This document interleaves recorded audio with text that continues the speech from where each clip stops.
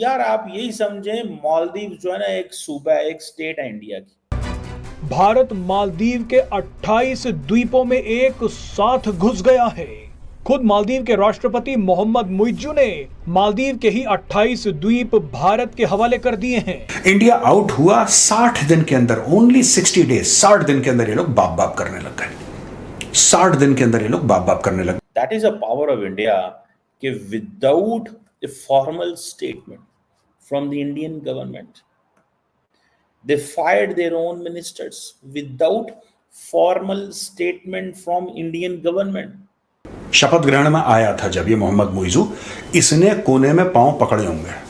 मैं आपको बता रहा हूं, तभी डॉक्टर जयशंकर गए, कुछ ना कुछ इसने। वो मालदीव जो कि इंडिया को आंखें दिखा रहा था, वो मालदीव जिसने प्राइम मिनिस्टर नरेंद्र मोदी को लक्षद्वीप के हवाले से लेके बहुत ज्यादा ट्रोल किया, आज वो मालदीव इंडिया के घुटनों में बैठ चुका है।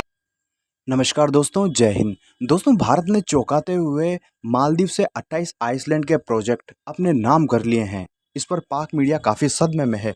कमर चीमा का कहना है कि भारत ने मात्र 6 महीने में ही मालदीव को किस कंडीशन में ला दिया कि वो मुइजू जो लगातार इंडिया आउट कैंपेन चला रहा था, उसको झुक के नरेंद्र मोदी जी के सामने 28 आइसलैंड के प्रोजेक्ट भारत को सौंपने पड़े। और ये सारे के सारे आइलैंड नॉर्थ के हैं। इसका मतलब ऊपर लक्षद्वीप और नीचे मालदीव के सारे आइलैंड अब भारत की निगरानी में रहेंगे। वहीं पाकिस्तान के लोग चीन पर काफ़ी भड़के हुए हैं इस बात के आने के बाद। वो बोल रहे हैं कि चाइना एक ट्रैप में फंसाता है, दूसरे देशों के खिलाफ उकसाता है, और जब इस्तेमाल हो जाता है तो चाइना बिल्कुल मक्खी की तरह निकाल के फेंक देता है। दोस्तों, यह वीडियो देखते हैं। सिर्फ डॉक्टर जयशंकर जो है वो उन्होंने रोकड़ा दिखाया और मालदीव जो है वो दाएं से बाएं इधर से उधर हो गया। ये जो प्रेसिडेंट मौजू आए थे, ये बेसिकली अपना भावताव लगाने आए थे और बेसिकली उन्होंने फॉर अ मोमेंट इंडिया को थोड़ा सा झटका झुटका दिया कि भाई जरा हमसे नए तरीके से निगोशिएट करो, ठीक है। अब जरा वो स्टेटमेंट चेक करें जो प्रेसिडेंट मौजू की है, जिसमें वो ये कह रहे हैं कि हम जो है हर वो चीज इंडिया को देंगे, हर वो चीज इंडिया को देंगे जो इंडिया को मालदीव में चाहिए। तुम अभी उछल लो, तुम्हें जो करना है तुम करो, हम चुपचाप बैठेंगे, हम तुम्हें कुछ नहीं बोलेंगे। 6 महीने के अंदर तुम बाप बाप करोगे। उसका कारण यह है कि China will never help you. China ने कभी किसी देश की मदद नहीं करी है। चाइना 1 रुपए किसी को देने के लिए राजी नहीं है। और अगर देखो, चाइना मोटे पैसे देगा, चाइना मोटे पैसे देगा, अरबों डॉलर दे सकता है चाइना एक झटके में।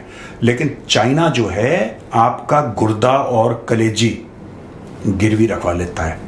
आपका घर, आपकी जमीन, आपके खेत, आपके बर्तन, आपके देखें कि टूरिज्म को देखें ना, हाँ, कितने चाइनीज वहाँ मालदीव में जाते हैं, वहाँ पर जाके वो उल्टे लेट के चैप्टर पढ़ते हैं, नहाते धोते हैं और वो एंजॉय करते हैं, नहीं ना। हाँ। लेकिन हम अगर मालदीव में देखें कि इसी एशियन कंट्रीज को अगर देखें तो पाकिस्तानी और इंडियन ये बड़ी तादाद में जाते हैं। और अगर हम इंडिया की पॉपुलेशन को देखें और उनकी इकोनॉमी को देखें, हाँ। और उनकी इमर्जिंग इकोनॉमी को देखें, इमर्जिंग टेक्नोलॉजी को देखें, हाँ। तो ये एक गिव एंड टेक का सौदा है। ओके। अगर 18 आइलैंड 28 आइलैंड इंडिया को मालदीव गिफ्ट कर रहे हैं तो सर ये उसके लिए समझ लें कि आटे में नमक के बराबर है। उसके पास तो है ही, उसके पास तो है ही यही सब ना।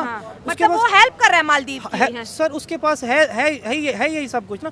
बुनियादी तौर पर उसने अपना टूरिज्म भी बढ़ाना है, उसने एक बड़ी जो इकोनॉमी है, आप ग्रोइंग इकोनॉमी, उसको भी अट्रैक्ट करना है। और दोस्तों, ऐसा क्या हुआ कि मात्र 2 महीने में ही, जो मई के महीने में भारत का आखिरी सोल्जर ने मालदीव छोड़ा, उसके 2 महीने बाद ही मालदीव इतना बेबस हो गया कि उसको 28 आइसलैंड भारत को, लगभग उनके सब प्रोजेक्ट भारत को सौंपने पड़े। इसका मेन जो कारण है वो है दोस्तों कमोडिटी, यानी कि जो रोज़ की चीज़ें इस्तेमाल होती है। इंसान जो ड्रोन के बगैर रह लेगा, युद्धक हथियारों के बिना रह लेगा, लेकिन वो खाने के बगैर कैसे रहेगा। जो दैनिक जो ज़रूरत की चीज़ें हैं खाने पीने की, वो मालदीव में नहीं होती। वहाँ पर केवल मछलियाँ होती है। इसके अलावा वहाँ कोई फसल वगैरह भी नहीं होती, वो सब भारत से ही जाता है। भारत ने बिना कुछ किए थोड़े से दाम बढ़ा दिए होंगे, वहाँ इन्फ्लेशन बढ़ा होगा। चाइना ने मालदीव से वादा करा था कि वो मालदीव को पानी भी देगा और खाना भी देगा, लेकिन बीच में बात हुई थी कि तिब्बत का पानी, बिल्कुल प्योर पानी चाइना जो है वो मालदीव को देगा। तो मालदीव का डॉक्टर म्यूजियो था, उसने बोला बिल्कुल हम ये पानी लेंगे। लेकिन जब वो पानी तिब्बत से ग्लेशियर से निकल के घूम घाम के शंघाई पोर्ट से चल के पूरा मलक्का खाड़ी को पार करके जब वो मालदीव पहुंचा, तो वो जो 10-20 रुपए की बोतल है वो 80 रुपए की हो गई, 60 रुपए की हो गई, और उस पर टैक्स वैक्स लगा के वो 80 रुपए की हो गई। तो इतना महंगा पानी कौन खरीदेगा? भारत ने पानी बिल्कुल बंद कर रखा था। इससे पहले भी भारत ने मलेशिया को घुटनों पे लेकर आ गया था, जब वहाँ के महातिर मोहम्मद ने सीए के खिलाफ बकवास करी थी और कश्मीर पर बकवास करी थी। भारत ने कुछ नहीं करा था, बस अपने व्यापारियों से बोल दिया था इनके पाम ऑयल मत खरीदना। और चूंकि 7 से 8 बिलियन डॉलर का भारत खरीदता पाम ऑयल, और भारत ने बोला था हम इंडोनेशिया से खरीदेंगे, तो मलेशिया 1 महीने के अंदर ही घुटनों पर आ गया था और महातिर मोहम्मद को कुर्सी छोड़नी पड़ी थी। मालदीव का भी यही हाल हुआ, लेकिन चूंकि वो छोटा देश है, भारत वहाँ कोई अनारकी नहीं फैलाना चाहता, तो जल्दी ही डॉक्टर म्यूजियो जो चाइना के इशारों पर चल रहा था, वो जल्दी समझ गया कि अब मेरा ये भारत का एंटी होना मुश्किल है। अब यही हाल बांग्लादेश का भी होगा। बांग्लादेश ने जिस प्रकार से भारत के खिलाफ अब हरकत करी है, बहुत जल्दी बांग्लादेशियों को, बंगालियों को ही पता चल जाएगा कि भारत के ऊपर वो कितना डिपेंडेंट है। जय हिंद दोस्तों।